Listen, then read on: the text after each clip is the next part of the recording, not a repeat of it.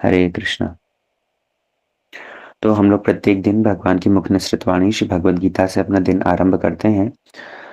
हम लोग भगवद गीता के तृतीय अध्याय को श्रवण कर रहे हैं, जहाँ पर भगवान अर्जुन को क्रमशः कर्मयोग की ही शिक्षा दे रहे हैं। भगवान का अर्जुन को अपने कर्तव्य करने के लिए उद्धृत कर रहे हैं। अर्जुन क्योंकि पूर्व अध्याय में भगवान से प्रश्न किए थे युद्ध के विषय में, तो भगवान ने उनको समझाने की कोशिश करी कि किस प्रकार आत्मा वो नित्य है, शरीर अनित्य है, इसलिए युद्ध करो। और एक क्षत्रिय के लिए युद्ध करना कितना लाभदायक होता है कि वो विजय को प्राप्त करे तो राज्य मिलेगा, हार जाए तो स्वर्ग मिलेगा। एवं क्षत्रिय को इसलिए ये कर्मकांड का आश्रय लेकर के वो स्वर्ग प्राप्ति हर समय सुखी रह सकता है। और क्योंकि बुद्धि योग में प्रतिष्ठित होकर के यदि कोई कर्म करता है तो ऐसे में उसको किसी प्रकार का बंधन भी प्राप्त नहीं होगा। तब तृतीय अध्याय आने पर अर्जुन ने पुनः प्रश्न किया है भगवान को, जहां पर पुनः उनके मन में ये बात हुई है कि कर्म करने से तो बंधन की प्राप्ति होगी और इस घोर युद्ध में आप मुझे क्यों प्रवर्तित कर रहे हैं। तब भगवान ने पुनः उनको उपदेश देना आरंभ किया है कि तुम कर्म करते हुए भी बंधन से मुक्त रह सकते हो, और उसका उपाय है यज्ञ। और उसके बाद में भगवान ने अर्जुन को कर ये है कर्म योग की क्वालिफिकेशन कि अर्जुन तुम्हारे अंडरस्टैंडिंग के अनुसार लगता नहीं है कि तुम ज्ञान योग के लिए क्वालिफाइड हो, तो तुम कर्म योग का आश्रय लो। इसलिए कर्म योग मतलब कर्म करते हुए यज्ञ के उद्देश्य से कर्म करना, अनासक्त रह करके कर्म करना। अभी आगे का जो सेक्शन हमने सुना था 1 टू श्लोक 1 से लेकर के श्लोक 10 तक, भगवान ने वहां पर कर्म योग के लिए अर्जुन को प्रेरित किया था। यज्ञ अर्थात कर्मण्यो अन्यत्र लोकोयम कर्म बंधनम, इस श्लोक की हमने 9th श्लोक की हमने चर्चा करी थी। यहाँ तक भगवान ने उनको कर्म योग का उपदेश दिया है। अभी 10वें से श्लोक से लेकर 16वें श्लोक तक भगवान ने कर्म कांड के विषय में कहा है कि अगर कोई कर्म योग के लिए भी क्वालिफाइड नहीं हो तो ऐसे में कर्म कांड का आश्रय ले सकता है। उसके अंदर भी कर्म करना पड़ेगा, अपनी ड्यूटीज को निभाना पड़ेगा, ड्यूटी से भाग नहीं सकते। और लास्ट जो हमने श्रवण किया था कि कैसे भगवान ने ये कर्म चक्र का निर्माण किया है। आपको साइकिल यदि याद हो तो वहां पर भगवान कह रहे हैं कि ये कर्म चक्र का जो मैंने निर्माण किया है, ये मैंने प्रवर्तन किया है वेदों के माध्यम से, उसको आश्रय ग्रहण करना आवश्यक है। यदि उसका कोई आश्रय ग्रहण नहीं करता तब ऐसे में वो पापी होगा और उसका जीवन भी बेकार चला जाएगा। तो हमने कल इसके बाद के श्लोकों को डिस्कस करना आरंभ किया था, जहां पर भगवान कह रहे हैं कि व्यक्ति जो कि आत्मसंतुष्ट है, जो कि आत्मरति और आत्म तृप्त है, ऐसा व्यक्ति ही कर्म यदि ना करे, अपने कर्तव्यों को यदि ना निभाए तो चलेगा, अन्यथा सभी को ही कर्तव्य निभाना पड़ेगा। तो ये जो 16वां श्लोक था, इसकी टीका श्री चक्र विश्वनाथ चक्र ठाकुर और फिर श्रील गुरुदेव ने इसके अंदर जो अपनी भाव प्रकाशिता वृत्ति के अंदर सब बातें कही है, बड़ी अच्छी बतलाई। इसलिए हम एक बार उसको पढ़ करके फिर आगे बढ़ेंगे। यद्यपि सार सार उसका हम लोगों ने श्रवण कर लिया है, लेकिन तब पर भी टीका को एक बार, क्योंकि भक्त लोग, कुछ लोगों का हमारे पास मैसेज आया था कि उस टीका के आशय को वो लोग समझ नहीं पाए, तो इसलिए आज थोड़ा सा उसको देख लेते हैं। श्लोक संख्या 16 की जो भाव प्रकाशिका वित्ती है, श्री गुरुदेव कहते हैं कि जीवों के अभिष्ट सिद्धि के लिए परमेश्वर ने कर्मादि चक्र का प्रवर्तन किया है। इसलिए जगत चक्र प्रवर्तक रूप यज्ञ का अनुष्ठान नहीं करने से जीव पाप भोगी होकर नरक में गमन करता है। ये देखो, ये सेंटेंस क्वाइट स्पष्ट है कि कैसे भगवान ने ही इस कर्म चक्र का प्रवर्तन किया है। कैसे किया है? वेदों के माध्यम से किया है। इसलिए हम इस जगत में जब तक रह रहे हैं, जैसे हमने उदाहरण दिया था कि यदि कोई किसी राज्य में रहता है तो उस राज्य के नियमों का पालन करना आवश्यक है। है ना? भारत में रहते हुए भारत के संविधान को पालन करना ज़रूरी है। अगर नहीं चक पालन करते हो तो दंड मिलेगा। वैसे ही भगवान ने इस जगत के वासियों के लिए जगत चक्र का निर्माण किया है। तो उस जगत चक्र का पालन करने से, वो जगत चक्र का पालन कैसे होता है? यज्ञ के माध्यम से। तो उसका पालन करने से ही व्यक्ति पाप से मुक्त होता है, नहीं तो उसे दंड मिलेगा। जैसे संविधान का पालन नहीं किया तो जेल जाना पड़ेगा, ऐसे ही जगत चक्र का पालन नहीं किया, यज्ञ का नहीं किया तो उससे नरक जाना पड़ेगा। ठीक है। आगे भगवान कहते हैं, हे पार्थ, काम्य कर्म के अधिकारी व्यक्तियों में से जो इस जगत चक्र प्रवर्तक रूप यज्ञ का अनुष्ठान नहीं करते हैं, वे पाप जीवन युक्त इंद्रियों का सेवक बनकर व्यर्थ ही जीवन धारण करते हैं। एक्चुअली परम गुरुदेव की जो भाषा है बड़ी दार्शनिक है, इस कारण से लोगों को समझने में मुश्किल हो रही है, लेकिन थोड़ा सा दिमाग लगाएंगे अगर तो बड़ा सहज हो जाएगा। क्या कहा गया है? काम्य कर्म के अधिकारी व्यक्ति। कर्म तीन बतलाए थे हमने, एक तो अकर्म, विकर्म और कर्म, ये तीन श्रवण किए थे। और एक क्लासिफिकेशन हम लोगों ने श्रवण किया था, नित्य कर्म, नैमित्तिक कर्म और काम्य कर्म। नित्य कर्म, नैमित्तिक कर्म, ये दोनों तो ग्राह्य है। और काम्य कर्म, ये दोनों, ये काम्य कर्म त्याग करने योग्य है। नित्य कर्म जो कि शास्त्रों में वर्णन किए गए हैं वर्ण और आश्रम के अनुसार, जैसे एक ब्राह्मण के लिए संध्या वंदन इत्यादि जो कुछ कर्म है वो उसका नित्य कर्म है। एक क्षत्रिय के लिए प्रजा की रक्षा करना, राज्य पालन करना, ये उसका नित्य कर्म है। नैमित्तिक कर्म किसे कहा गया है? नैमित्तिक मतलब जो किसी पर्टिकुलर सिचुएशन में किए जाए, किसी विशेष परिस्थिति को लेकर के जो कर्म किए जाए वो नैमित्तिक कर्म है। नैमित्तिक कर्म जैसे कि अ, किसी पूर्वज के किसी हमारे रिश्तेदार के मर जाने पर जब श्राद्ध क्रिया इत्यादि की जाती है, तो ये सब के सब नैमित्तिक कर्म है। विवाह इत्यादि संपन्न होने पर जो यज्ञ अनुष्ठान जो किए जाते हैं तो ये नैमित्तिक कर्म है ना?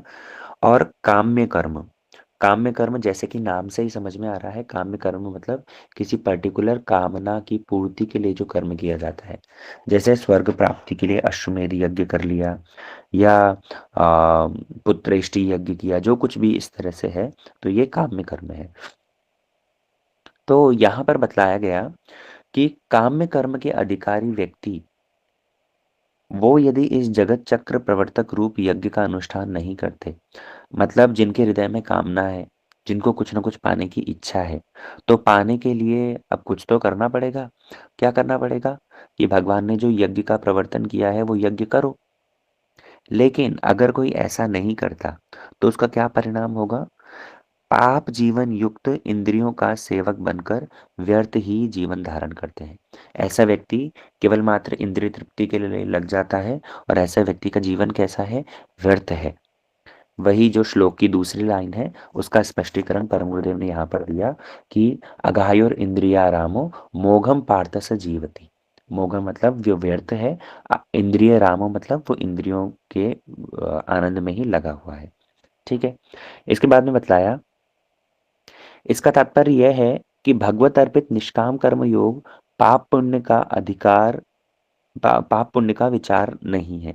भगवत, अब इसके अंदर बतला रहे हैं देखो, कि भगवद अर्पित निष्काम कर्म योग, तीनों शब्दों को ध्यान से समझना। भगवद अर्पित मतलब भगवान को समर्पण कर दिया गया। निष्काम मतलब उसके अंदर कोई कामना नहीं थी, अपनी इंद्रियों की तृप्ति से संबंधित वो कर्म नहीं था।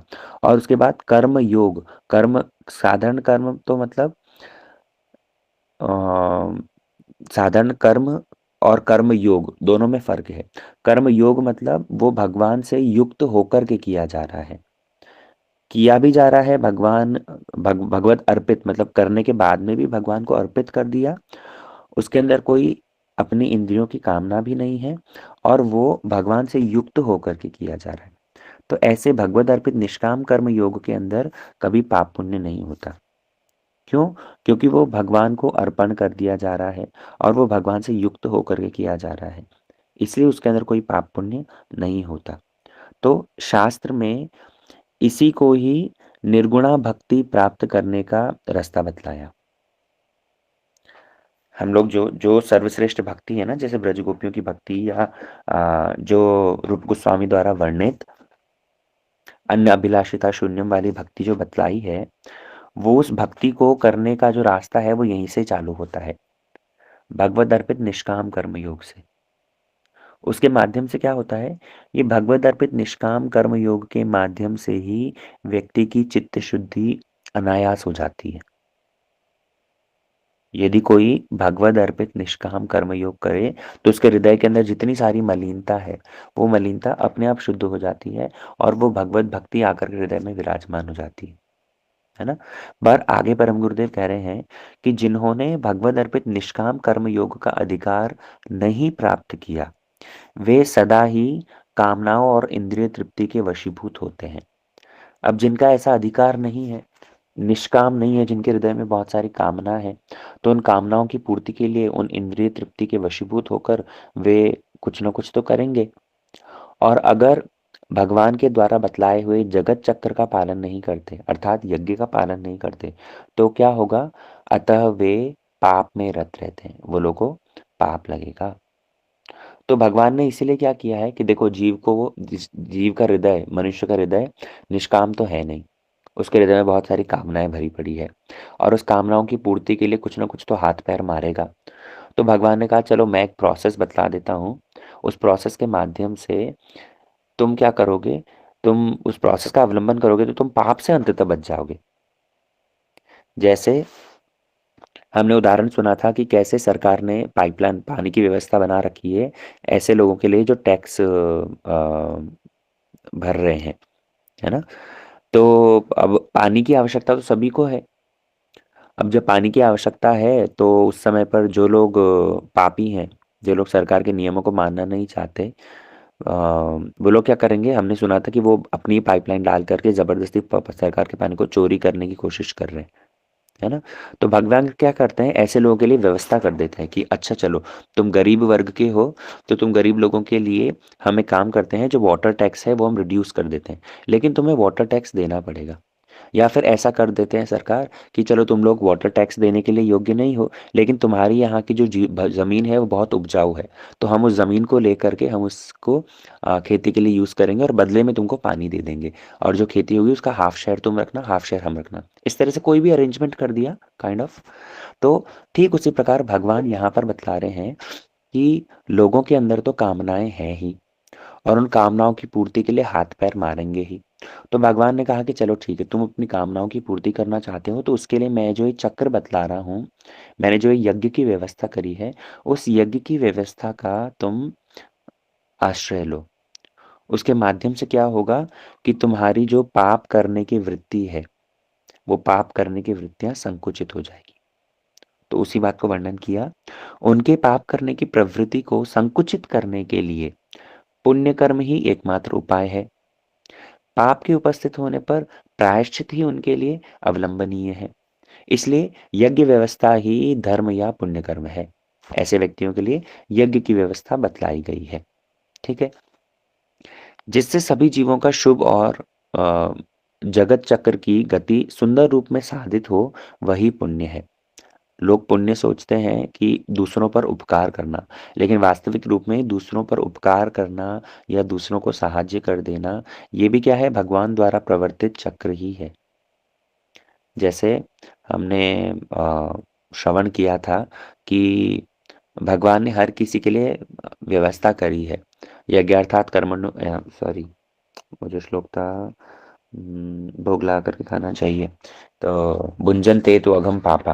तो इस श्लोक के अंदर हमने श्रवण किया था कि कैसे कुछ लोग यदि क्लेम करें कि हम तो मांसाहारी हैं, और जो लोग मांसाहारी हैं ऐसे व्यक्तियों को तो कुछ उनके लिए तो ये विधान रहे ही नहीं, लेकिन अल्टीमेटली वो लोग भी भगवान द्वारा प्रवर्तित इस चक्र पर ही निर्भर हैं, है ना। क्योंकि जो पशु मांस भक्षण करते हैं, तो वो जिन जीवों को भक्षण कर रहे हैं वे भी अल्टीमेटली शाकाहार पर, मतलब घास इत्यादि पर निर्भर हैं, और वो घास इत्यादि होती है वृष्टि से ही।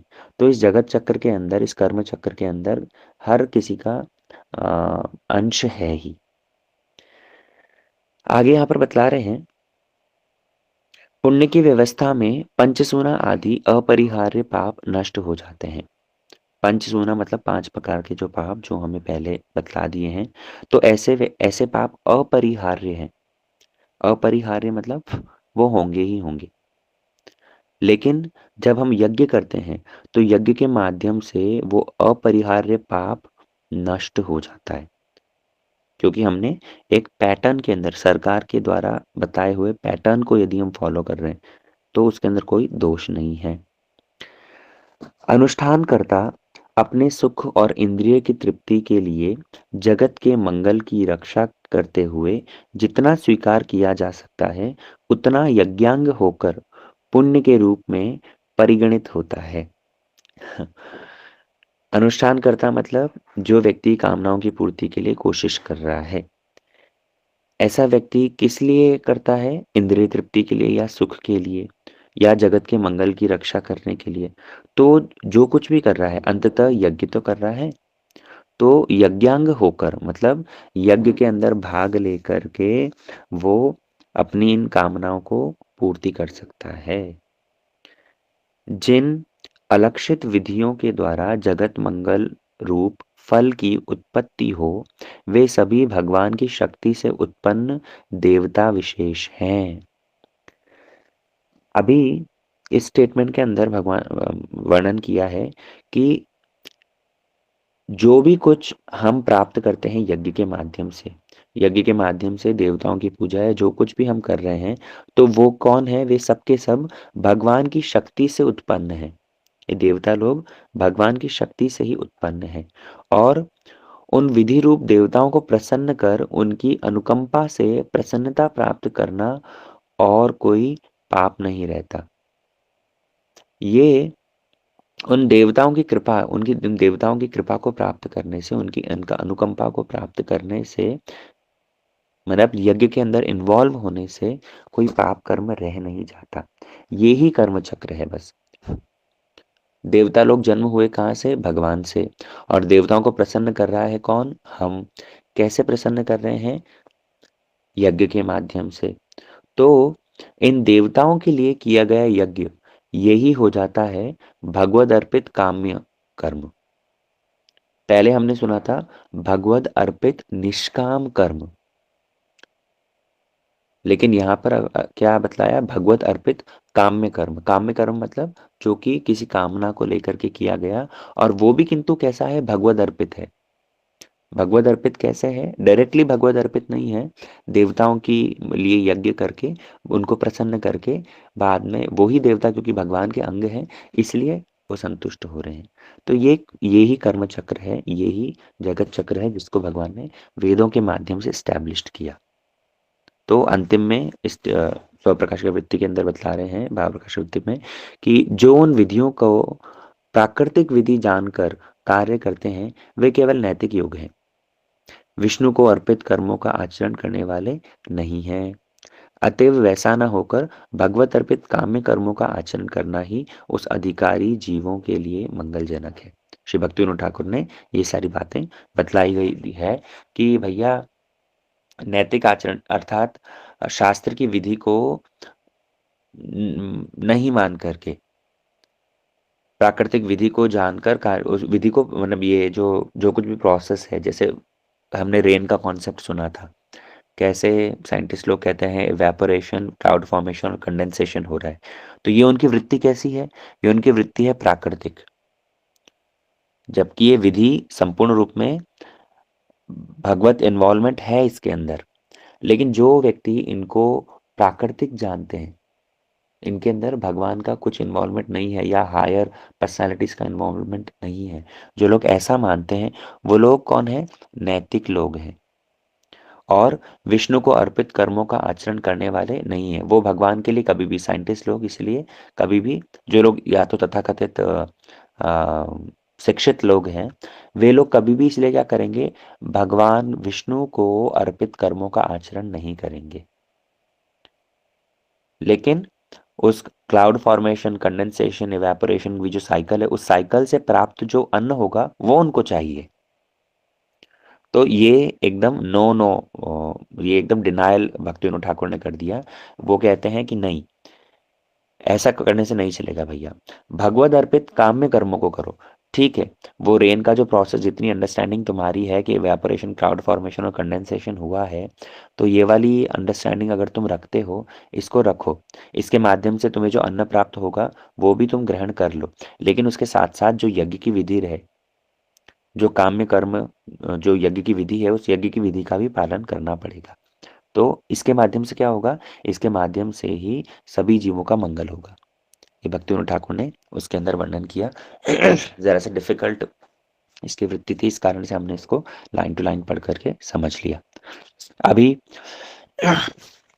लास्ट क्लास में हमने श्रवण करना आरंभ किया था कि कैसे भगवान अब ज्ञान योगी के विषय में चर्चा कर रहे हैं।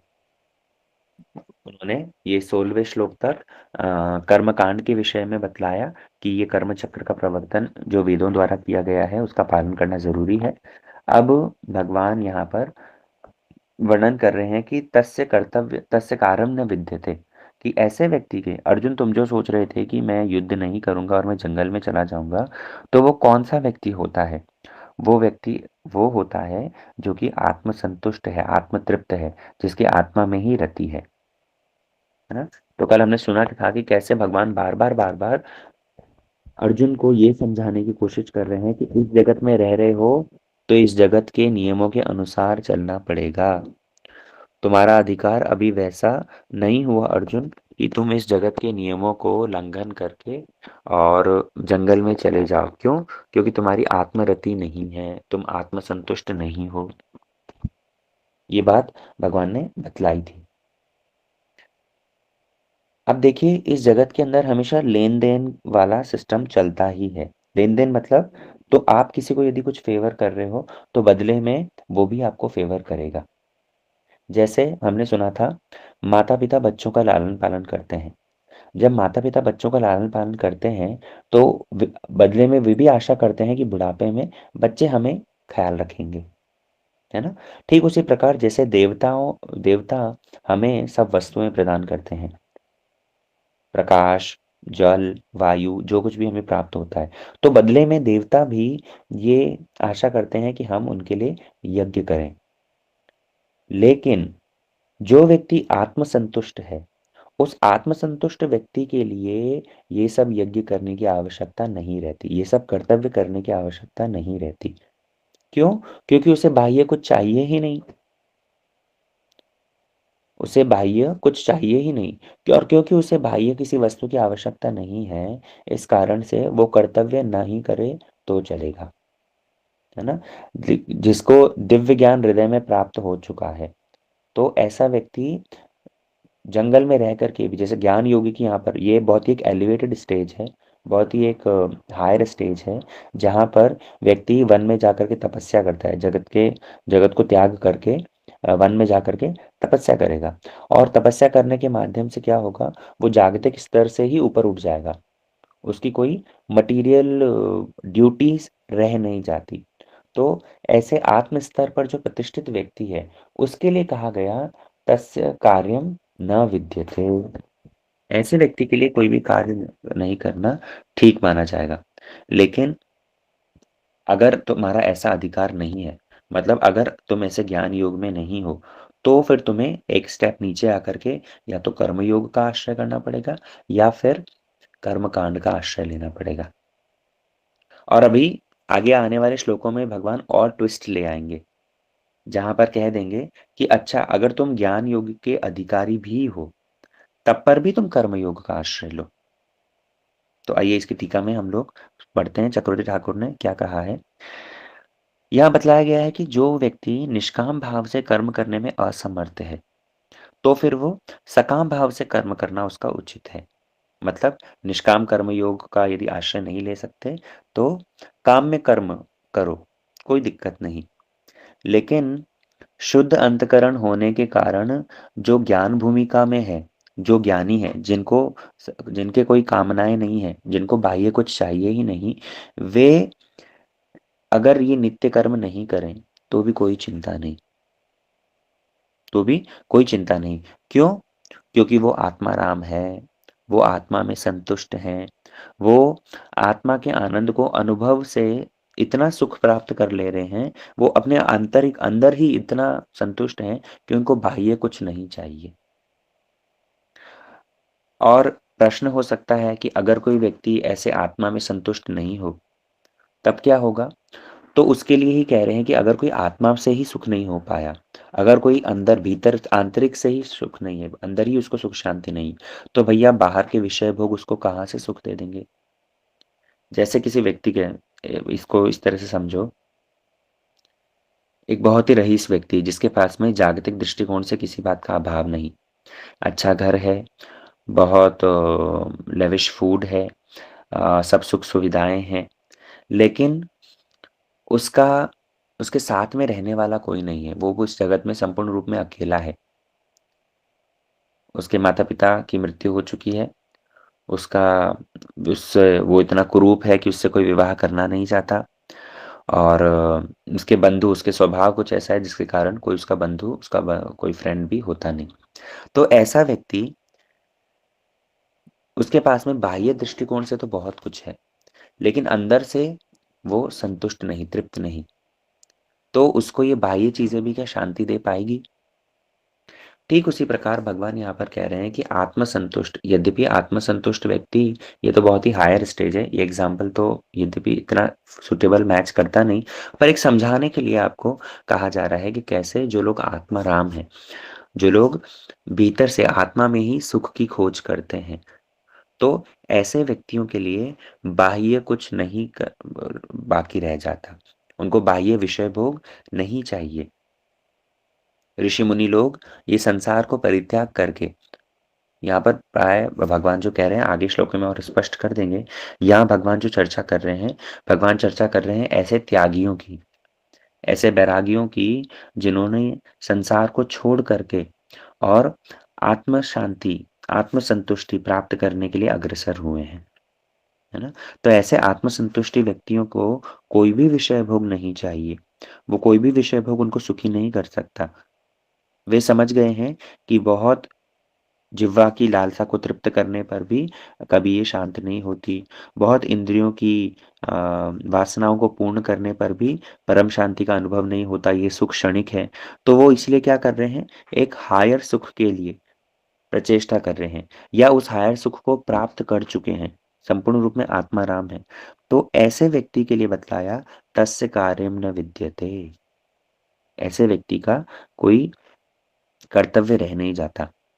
यहाँ पर पुनः सारार्थवर्षिणी प्रकाशिका वृत्ति में परम गुरुदेव ने कहा कि कर्म चक्र में वर्तमान रहने वाले जीव अपना कर्तव्य समझकर कर्मों का अनुष्ठान करते हैं, किंतु आत्म अनात्म विवेक वाले पुरुष आत्म वस्तु के अनुशीलन में ही तत्पर रहते हैं।